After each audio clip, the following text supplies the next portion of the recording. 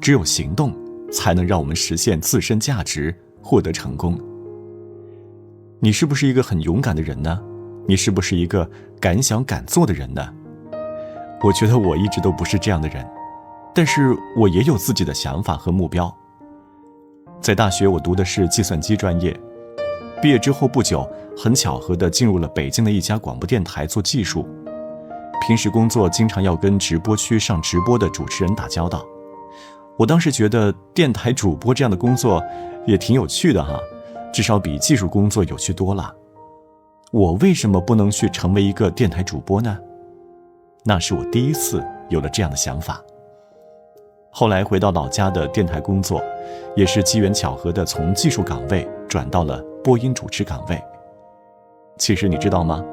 我们的很多想法在偷偷的、默默的改变，甚至支配着我们的人生轨迹，即便你没有太注意到它。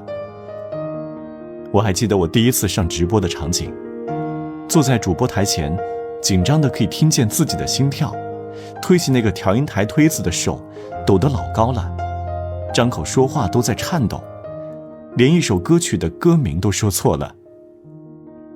每个人都要经历很多的人生第一次，那些当时感觉自己迈不过去的坎儿，后来都成了我们爬得更高的阶梯。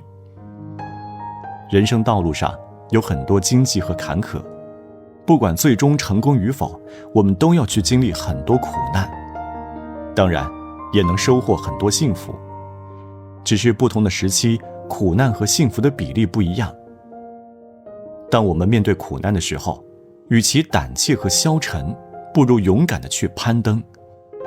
而勇气就是我们要闯过的第一个关卡，怕就会输一辈子，只有勇敢才能迈出走向成功的第一步。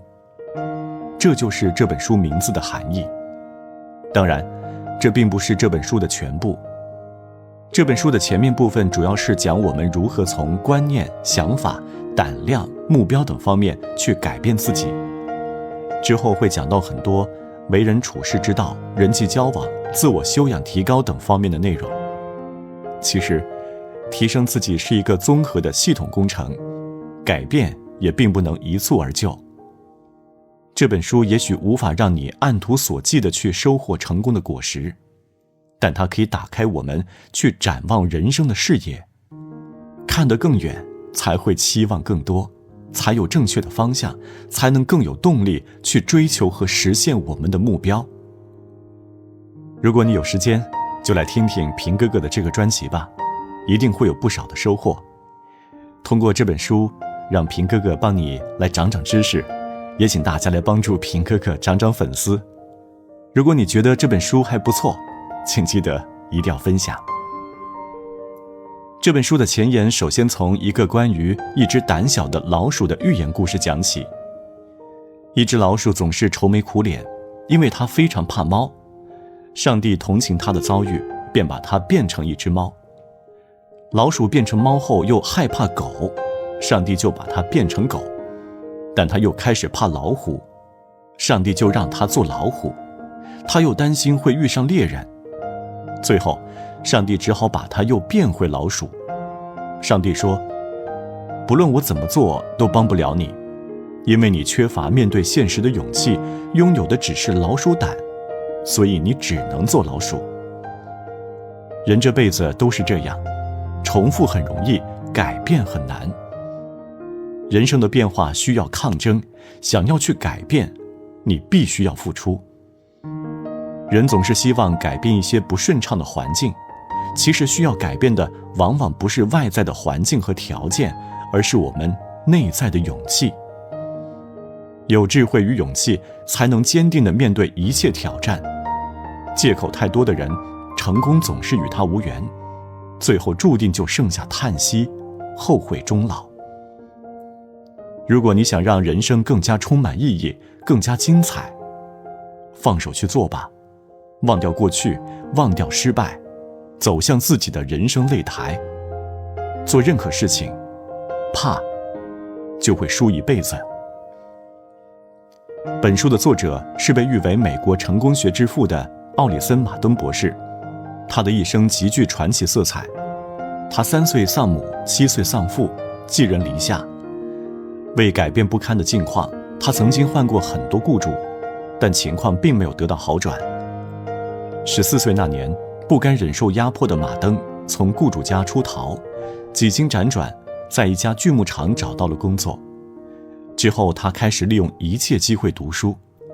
自己拯救自己是这个时期对马登影响最深远的书，为他以后从事成功学系列书籍的写作奠定了基础。这本书点燃了马登的梦想，他开始相信，只要付出努力，穷人家的孩子同样可以成功。23岁，马登正式步入大学校门，接受正规教育。他利用9年的时间，拿到了波士顿大学学士学位、波士顿大学硕士学位、哈佛医学院博士学位以及波士顿大学法学院学士学位。系统的专业知识学习令马登受益匪浅，也为他以后的写作打下了良好的基础。40岁时，马登的事业蒸蒸日上，他经营的几家旅店生意越做越好，人们都相信幸运的马登会取得更大的成就。然而，天有不测风云，在一场大火中，他最重要的几家旅店化为灰烬，连他花费大量心思写的上千页手稿也在这场大火中被烧毁。沉重的债务压在了马登的身上，但他并未就此一蹶不振。他怀揣梦想来到波士顿，开始从事成功学方面的写作。人生的起起伏伏已使他深刻了解了成功的奥秘。本书是马登成功学系列作品中最重要的一本。在本书中，马登用他的个人经历以及成功和失败的经验教训，告诉所有正在拼搏的年轻人，只有不屈服于命运，敢于拼搏，才会获得更大的成功。以上就是本书的序言部分内容，感谢你点开这个专辑，我是平哥哥。接下来就将进入本书的正文部分，让我们共同开启一段全新的自我成长之旅。